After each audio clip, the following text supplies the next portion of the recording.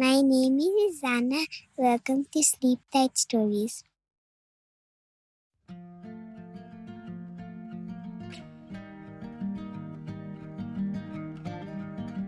Don has been living with Jack for quite some time now, and he is getting more comfortable at making his way around on his own. He goes out one day looking for something to eat and gets lucky and finds a bone. As Don is cleaning it up on the grass, he sees some men coming towards him with a net. That net looks like the one Bob uses when he went fishing. Do they think he is a fish? Don the Runaway Dog, Part 7. One day, Don went off by himself to hunt for food, the way he often did now. He had just found a good bone in a heap of clean ashes and was wiping it off on the grass when he saw two men coming toward him. One of them carried a long net on a pole, something like the net Bob used for catching fish. That's odd, thought Don. What can that be for? He surely doesn't think I'm a fish. But the men were not after fish. They were after dogs. In the summertime, stray dogs weren't allowed to run loose in the city streets, so men were hired to catch any they found and bring them to a place called the pound. There, the dogs were kept safe in a big wire pen until their owners came looking for them, or until somebody came to pick one out and give it a good home. Don knew none of this.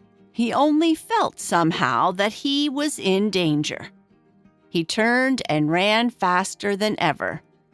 "There's a stray dog! Get him!" cried one of the men, and the dog catcher came running. Now, Don couldn't run the way he used to. Back on the farm when he raced Bob, Don always won. But since he'd run away, he hadn't eaten well or slept well, and he wasn't nearly as strong as he had been. "Why, I'm getting tired," panted Don, glancing back. The man with the net was gaining, and behind him came another man, driving a big black wagon.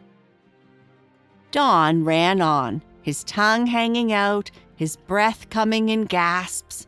He was thirsty too, but he didn't dare stop, not even when he passed a little puddle by the curb, for the man with the net was too close behind. Then something happened.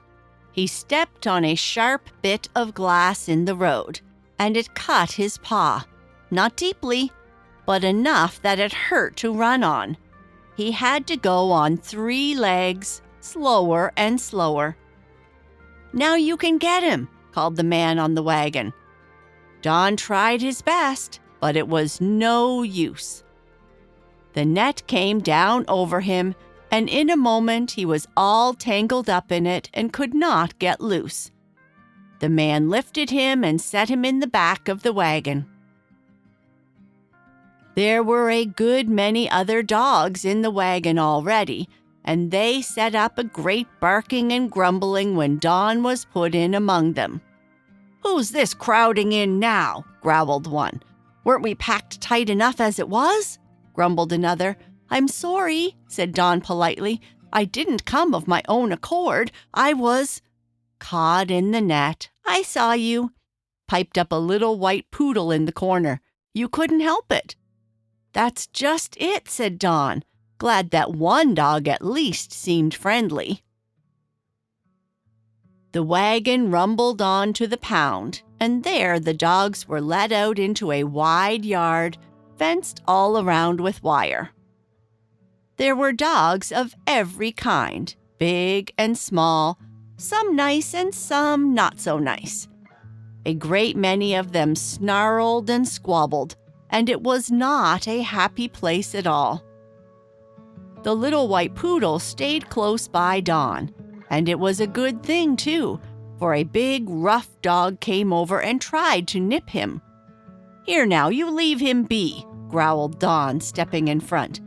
"And why should I?" the big dog growled back, showing his teeth. "Because he's a friend of mine," said Don. "Oh, well, that's different," said the big dog, and off he slunk to a corner. Now, Don had never set eyes on the little poodle before that morning, but he wasn't going to stand by and watch a small dog get bullied. "That was very kind of you," said the poodle, wagging his tail. "Thank you, my name is Rex." "How did you come to be here, Rex?" asked Don, as they found a shady spot to rest, Don favoring his sore paw. "Oh, it was dreadful," said Rex. "I was standing on my own front steps this morning taking the air when a boy snatched me up and ran off with me. He meant to sell me, I expect. I'm a very valuable dog, you know." Rex said this rather proudly, but a policeman saw and chased him, and the boy dropped me and ran. Then I couldn't find my way home, and the dog catcher caught me. Oh, I do want my little owner. Did you run away from yours?"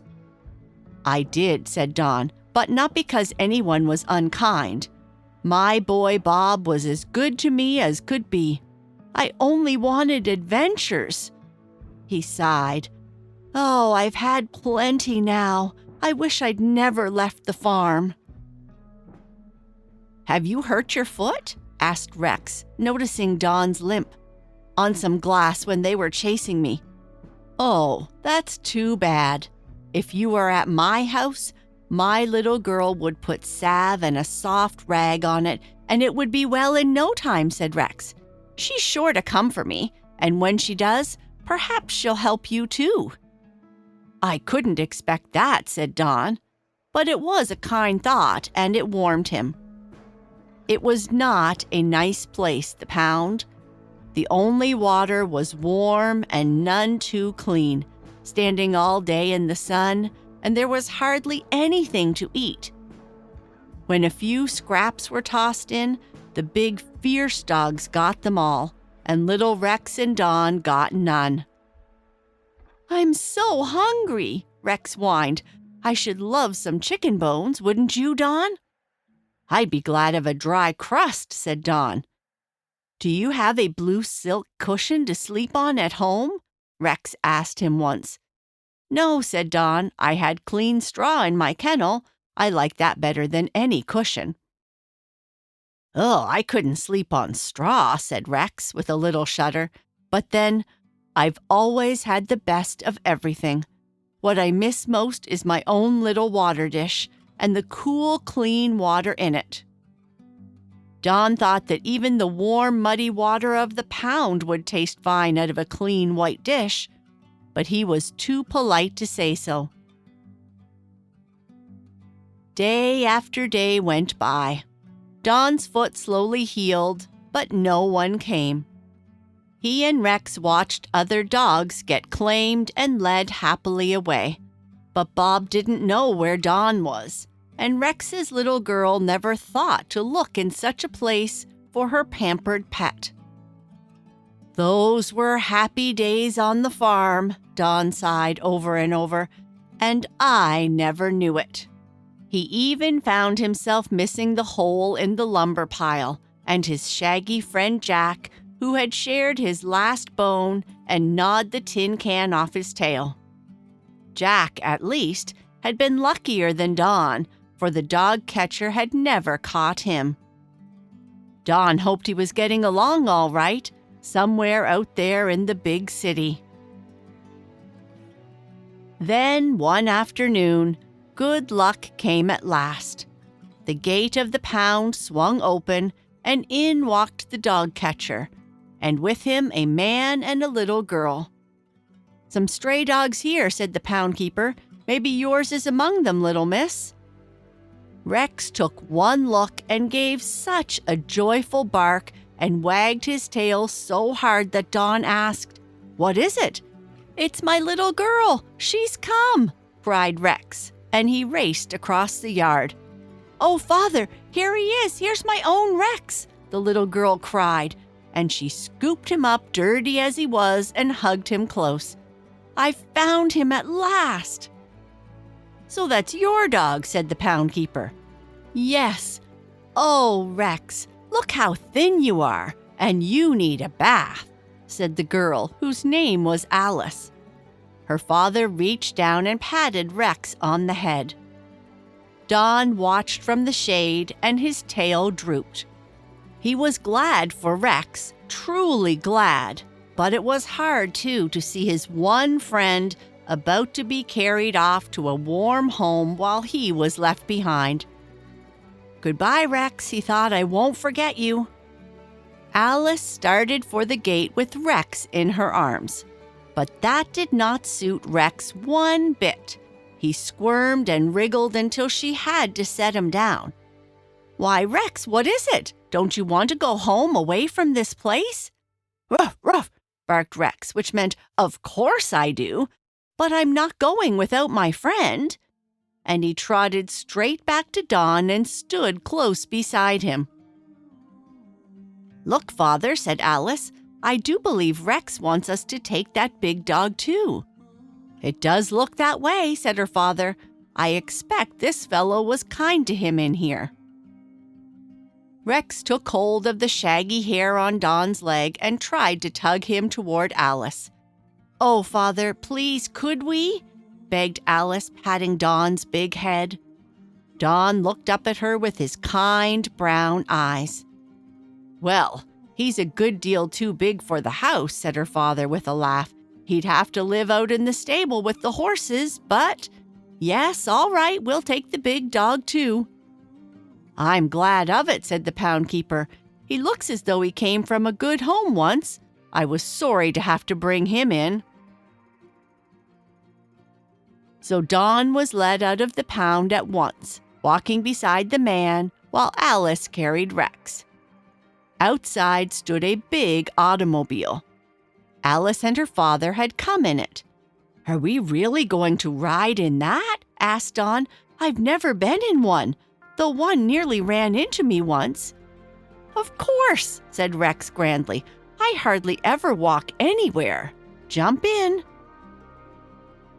If only Squinty the pig could see me now, thought Don, as the car carried them smoothly away. The houses and lampposts slid past the window faster than any horse could run, and Don, who had once been so frightened of automobiles, found that riding along inside one was really rather grand. The very first thing that happened at Rex's home was a bath for them both. Rex, being small, was washed indoors. Don got his scrubbing out in the garage under a hose, and oh, how good the cool water felt, loosing off all the dust of the city. Then he was rubbed dry, set in the warm sun, and given a good big meal, the first proper one he'd had in ever so long. "Now I'm happy again," thought Don, "full and clean and warm at last. But all the same, I do wish I could go back to the farm and to my own little boy, Bob."